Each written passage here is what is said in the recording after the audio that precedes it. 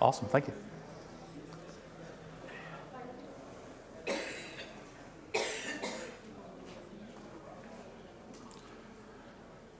All right, good morning, everyone. Getting into the afternoon here. Let's see, is it today the first official day of the show? Awesome. How's everybody doing so far? Where are my East Coast people at? Anybody? All right. This is dinner time for us just about, right? So my name is Bill Church. I'm with F5 Networks. I'm a principal security solutions engineer with F5. That just means I've been there a long time. That's all it means. Been with the company for quite a while. And today we're going to talk about privileged user access, or a solution that F5 has created around privileged user access. Just before we get started, we are offering continuing education credits for this attendance to this conference here. So if anybody has not had their badge scanned by Mary and does want those, make sure you just see her before you leave to get credit for that. So who is familiar with the Office of Personnel Management breach? Who is not familiar with what you want it to use and all that kind of stuff? So it's pretty configurable there. We have two methods of rotating the password, and typically people ask, well, why would I want this?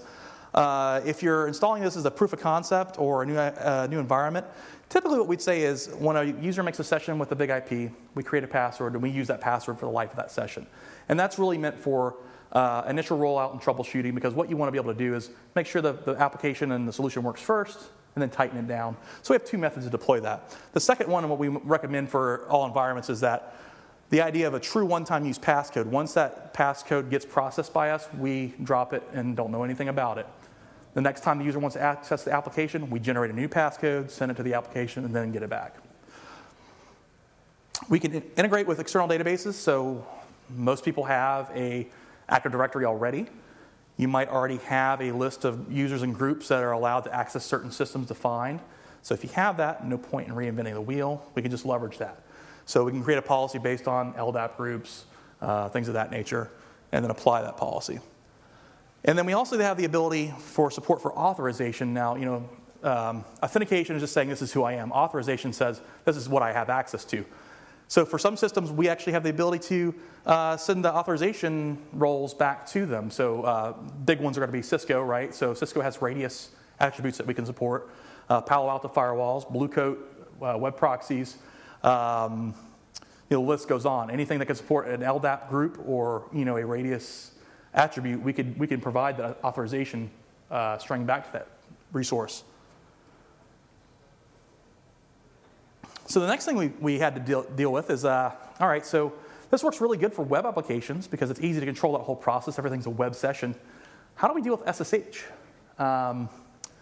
Because that's not a web session, obviously. It doesn't really have a concept of smart card authentication. It does support public key authentication, but it doesn't really support it in the way that we need to use it. There are some implementations that will actually allow you to generate a public key based on your CAC, and if you use a special agent and you have a special way to manage that public key on the device, you can do that. But there's a lot of moving parts and there's a lot of stuff to keep maintaining and manage. If you revoke access to one of those systems, you have to hunt down all those places where that user might have used that public key. It's not great. It's kind of a mess. So we didn't want to do that. So we decided, okay, well, this is the best way to support this. Really, is a web gateway to SSH. So we created a web terminal that has full terminal emulation, supports cut and paste, works just like a web terminal, or works just like an SSH terminal should. But it's all presented in the web browser. Supports any government system, so any GFE type device, which usually are locked down pretty good. So we want to make sure that this thing will work with all that stuff. The one thing we also realized is very important is that we got to verify those host keys. So when you first initiate a session to a SSH host that you've never visited before, you may have gotten this prompt that says, hey, this host has a random hexadecimal character host key. Do you want to accept this host key? Most people just click yes and don't give it a second thought. Problem with that is it's real easy to then do a man-in-the-middle attack. What if I put my own SSH proxy in between those two systems and then grab that key? never sent it to that guy, and then I replayed it. That would be bad, right? And that could happen with any sort of authentication. Might be what happened to OPM, who knows? So the one thing that we do here is when you establish these systems and you say, okay, I'm going to allow this administrator to go to this router, we make a call out and we say, okay, this is the router, this is his host key. All right, if anybody says he's that router, doesn't use his host key, don't allow the connection. It's real simple. Users get prompted with this information all the time. They typically just click yes because, well, I need to do my job, so yes sounds good, right? So we enforce this and don't give the user any option to do otherwise. We make sure that this happens, and I think that's very important. Then finally, end-to-end FIPS compliant ciphers and encryption. So, real easy to do this on the web side. On the SSH side, it can get a little tricky. A lot of these systems are old. They may not support the most recent ciphers. So we have an ability to do stronger authentication on the front and possibly weaker authentication on the device itself. So what that gives you is the ability to kind of create a wall around this application until you can remediate that and make that use the right ciphers. Hopefully get an OS upgrade from your vendor.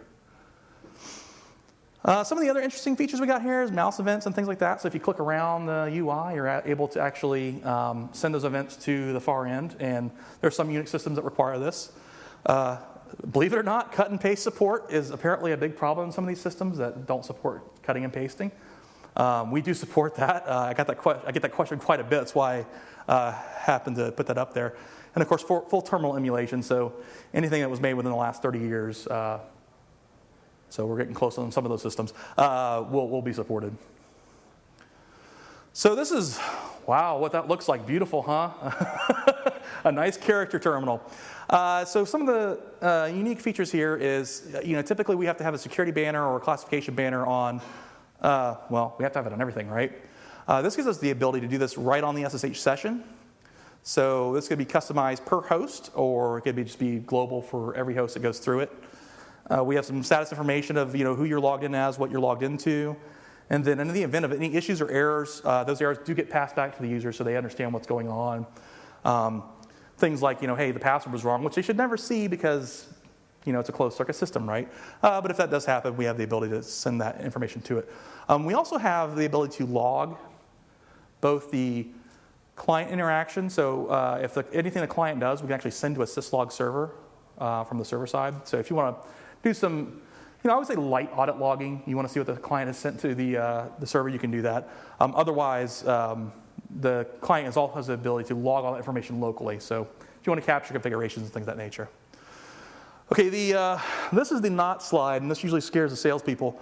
I want to be very clear, very upfront about what this is not doing. So have you heard the term privileged access manager, privileged access management? I'm going to do a horrible job at describing what this is because that's not what I sell. But privileged access management is really the idea that I want to take a system and I want to wrap everything that system does, every command, every operation, every configuration parameter, every change, and I want to make sure that I validate those before those things happen, right? So you're really creating a shim in between that user and all their interactions. We're not doing that, and we don't claim to do that. I just want to be upfront about that. What we're really doing is providing strong authentication to every system. That's what we're doing. So privileged user authentication solution, not an access management solution. Some of the interesting things, though, that I've done in my research of these the PAM solutions is that they typically require management of those local device users, and that's something I'm not a fan of having local device or local user database, right? I don't want to have to manage local users for this thing to work because my fear is if there's a local username and password somewhere, that is something somebody can guess and figure out, right? And that's what we're trying to prevent. We got to get rid of passwords. I'd love to be able to do it like that, but unfortunately we have to transition, and this is how we're transitioning, is using something other than those local usernames and passwords. So, what else about this guy? So all the users that interface with these systems are coming from the big IP. So another side effect here is that you can actually lock down the IP ACLs or access control lists to those systems to only allow access from the access policy manager. So it's a small security measure, but it is something that gives you protection against potentially people trying to attack that system and gain access. So you can do that. Again, we integrate with any sort of directories. There's going to be LDAP, Radius, whatever. And then also integration with authorization and access servers like Cisco ACS is a legacy version of that, and now Cisco ICE is the new version of that. I've got a write-up on it. I brought a few here if you want to look a little bit more about it and get some more detail. We also have those available at our, what do you call that, booth? What's that thing? And then we got a little bit more detail there. Yeah. Question: does the solution support like multi-person control, like two people would be required to log into a system? Oh, that's interesting. So I haven't had that question before. The answer is absolutely it could. There's nothing stopping that. But yeah, I'd like to talk to you more about that and just understand the use case a little better. But I mean, is there anything you can share about that right now? Yeah, or? sure. Sometimes for like really sensitive systems in my organization, we will require. It goes back to the old like code book days of a person would be. Yeah. Before you launch the missile. Yeah. To make sure if the system is really sensitive that you have two people. Yeah. So that's certainly an interesting use case. We could definitely do it. I haven't had anybody ask for it yet, but. I'll show you why I already know the answer is yes to that. But yeah, that's absolutely something you could do. So I figured I've got a lot of text up there before. Let's go through a graphic and maybe this will make it a little bit easier to look at. But the idea here is that we've got two ways to deploy. So we've got a closed circuit solution and then we've got something that integrates with a external authority of some sort. So the closed circuit solution, the user comes in and these very descriptive, very legible boxes here are what the user would see. So I'll go through these in a little bit greater detail, but this is kind of be the 50,000 foot view.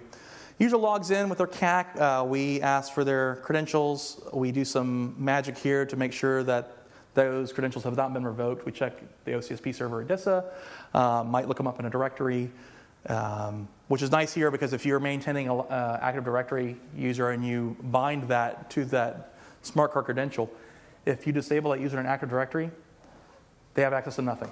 So anything that's behind us now is protected. So you don't have to go around and hunt for all the routers and switches they might have had access to revoke them from that. So it makes it really nice. But in the event you're not doing that, you just revoke their credential and that'll do it too. Once we do that, we then present them with something we call a web top or a portal page, and this shows them all the resources they have access to. They click on one of those to get their beautiful terminal here. And then we do the password injection here. The secure password is done over here already for them. Do the password injection, the router goes back to us and says, hey, is this guy good? And we said, we don't know, let us check. We go and check and make sure we have a session for him and that password that we created is the right one. And then we give him a yes or no, and then the user gets to do his job. At the same time, we're also removing that password, deleting that password. Getting rid of that password so it can't be used again. In the case of something like a Cisco ICE or ACS integration, all the routers and switches would just continue to point to ICE or ACS as they do today. And we tell ICE to look at us like we're the LDAP or Active Directory server. And the only thing we want to know about are just authentication requests. So we'll grab those authentication requests. We call this a screening mode. And we do our same check, and then we tell it it's good. Anything like a directory query or group membership or whatever else it might be doing with LDAP or Active Directory, we just pass on through. We don't bother with. So what I was saying before is I think I'm 100% confident that I can make your solution work with requiring multi-user access or multi-user authorization. So we have this thing we call a visual policy editor, and this is basically this flowchart-like approach to how we deal with policy and authentication policy on the big IP. I mean, your imagination is a limit here. There's not much we can't do to determine that. So one of the things you might do is you might say, okay, this particular resource you're accessing requires multi-user authentication. So what we might do is put this user at a holding page, and we have to wait for that second user to authenticate that solution. And then when that does, we allow that user in. But really, yeah, it's up to the policy of how you want to define that. It could be as simple or as complex as it needs to be in order to meet the mission requirements. So I wanted to give kind of a idea of the types of things that we can authenticate. The short answer is everything, but sometimes it's better if you give some hard examples. So, what we see a lot in these environments, obviously, if you got a router or switch, yes. Any sort of like telephony equipment, call managers. So, Cisco Call Manager, we actually do some good integration there with all versions of the call manager, but they actually support SAML in their most recent ones, and it makes it a very easy way to support that. Then we have solutions that actually they do CAC and smart card authentication today natively, but the goal here is that let's aggregate all that at a single point and manage it at a single point versus having to do that everywhere. So things like Blue Coat and Palo Alto, they do a great job at local CAC and PIV authentication, but why not offload that and have one place to audit and manage it? So we can support those as well. Splunk. Security analytics, Infoblox, any of the vendors out there that do this today, we can support. And there's quite a few that actually have problems with dealing with smart card authentication, our new products. And they've come to us to actually help them solve that. So it's like, hey, can your big IP do this for us? And we're like, yeah, sure. How do you do it? And we'll work that out. Any SSH resource, and then, I don't know, anything else? I mean, you give me something. I love to figure this stuff out. I love challenges. And if you've got an app or a thermostat in your wall that you're trying to get to do CAC authentication, I can figure that out for you probably in a day. So, don't feel shy to bring something weird that maybe you don't think anybody can handle. I can probably figure that out for you. So let's see. I did that in 30 minutes. Let's try and do it in 45.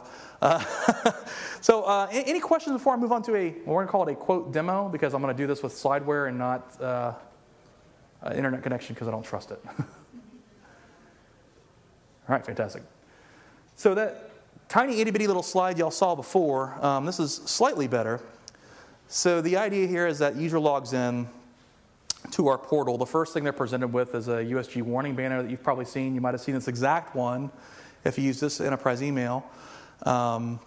Don't blame me. But so they are presented with this banner, and then they have the option to proceed, or if they don't like it, they can close the browser. And then the next thing the user sees is a prompt for their smart card credentials. Now, one interesting note, I just lifted this off of a generic screen, but one of the, I think, key differentiators of our solution is you'll typically see this at a lot of solutions where you authenticate and you get prompted for both your email certificate and your actual authentication certificate. And how many times have you clicked on the email one, realize that's not the right one, you got to go back in, whatever. We'll actually get rid of that and just ask for the one that we need, which is, the little things, but, we can do that for you. So user selects the correct certificate, and then they enter the PIN, and then, boom, look at that. Look how fast that was. It's amazing. So then the user is presented with their portal. Now, this portal can be limited to just what they have access to, so we don't have to show them every single resource. We also have the ability to search. So if you have thousands of routers and switches, the last thing you want to do is hunt for those, so you can just search for that router and switch. You can also bookmark these. So if you have some that you just go to all the time, you can bookmark them, click that link, and then it'll take you right to it, after authentication, of course. So the idea here is that we've got a selection of different types of resources. We've got routers and switches. We've got some traditional SSH servers. We've got your Palo Alto firewall, both on the SSH side and the web side. There's some cloud services. So the ability to authenticate to something that's not on premises. This will go out and authenticate users via SAML to Amazon or to Azure. Pick your poison. And we can control access to those solutions as well. And then, of course, what kind of product would we be if we couldn't authenticate to ourselves? And you can have a snake eating its own tail, where that same big IP authenticates to itself. And kind of weird. I don't think you'd really do that, but you could do it. So once the user decides on a thing, they click on it, and then they're presented with that beautiful thing you saw before. And we won't go through that again. But here's an example of something like Palo Alto. So this is, again, a product that can support this natively today. But the idea here is that maybe you want to aggregate your privileged access solution to a single device to audit and manage. So here, you notice we've got logged into this guy down here. If you can see in tiny little type, it says joe.user. Joe.user is my admin that has access to everything, and he can do anything he wants. If you look up here, we've got the different tabs he's got access to, which is on a Palo. I'm assuming that's everything. I'm not a Palo guy, but And we look at our guy Bob user. He's just a read-only admin. He's only allowed to look at a certain amount of things. You notice here he's Bob user. And this is where we're doing that situation where we're also providing authorization. So we've sent back a radius attribute that gives the role of that user. And then Paolo knows what to do with that. And actually, the way we set that up, we did a very simple example here. Kind of using the concept of Cisco privilege levels. You know, level 1 guy is just not doing anything. Level 15 has everything. So whenever the Paolo asked us for both authentication and authorization, we sent back, hey, that password's good. And then also, this guy's got, let's say, level 15. If he's Joe, level 1 if he's Bob. All right, that was my 2-hour presentation done in 39 minutes, 57 seconds. So, you know, I'm here for you guys for the next, you know, hour and 15 minutes if you want to talk about anything at all F5 related or not. You know, this was centered around more privileged user access, how to get strong authentication on things that is difficult to get that on. But I'd love to talk to you all about anything else, any kind of weird problems you're trying to solve or anything else. Yes, sir. And I may have missed this in the presentation, but so say you've got, like, you mentioned a Cisco switch. Mm-hmm. So you're sitting in between that with the F5 that's doing the authentication. The Cisco switch will still probably have some sort of username, password, root Yeah. thing.